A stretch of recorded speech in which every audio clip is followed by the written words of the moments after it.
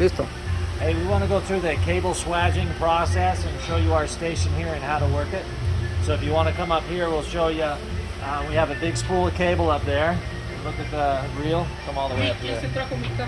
So you can see that. You can see the numbers on there. Scoot up a little bit. This is a number counter and a wheel. So if you hit the numbers, it resets to 0. And as you pull the cable out, it starts to count footage. Okay. So come on in and look at the footage.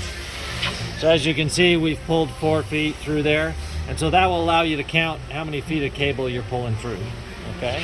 Then we've got the cutter. And you just slide this inside.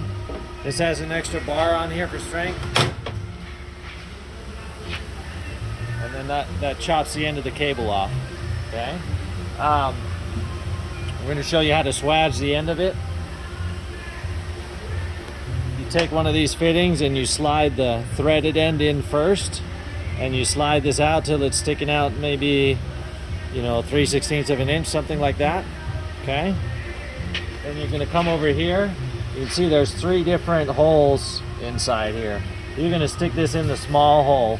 Okay. You want to make sure not to stick it far enough that it's going to hit these threads, but far enough that it clamps all of this. And then there's a pedal down there. So you stick this inside here and you push on the pedal. And you can see as it clamps it up, you can see these ridges on there. And that's normal, so you can expect that. You just need to turn it 30 degrees a couple times and it'll make this all round. So we've done once. Now we turn that and we hit it again. And we turn it 30 degrees and hit it again. And maybe one more time. So you want to do that maybe 3 or 4 times. And you can see it swages this end, and we leave about 3/16 of an inch out the side of that. You can always check if it's done right by sliding this inside. It needs to be small enough that the fitting will slide over the top and tighten down on side there. Okay?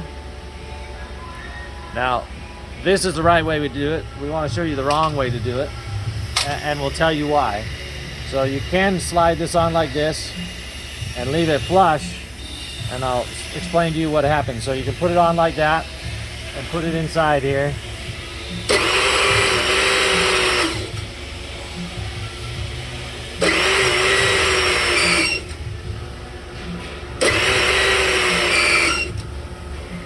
Okay.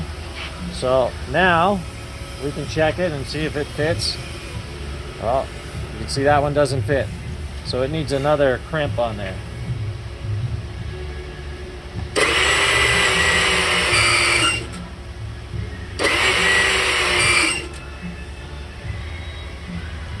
See, now it fits over there. So the diameter's right. The problem is you can see the cable's down inside.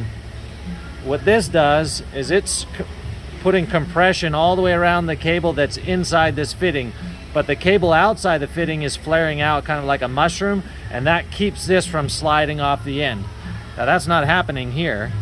Here all the cable is inside and it's been swaged, and so if you put enough pressure on this, you can actually pull this off the end of the cable.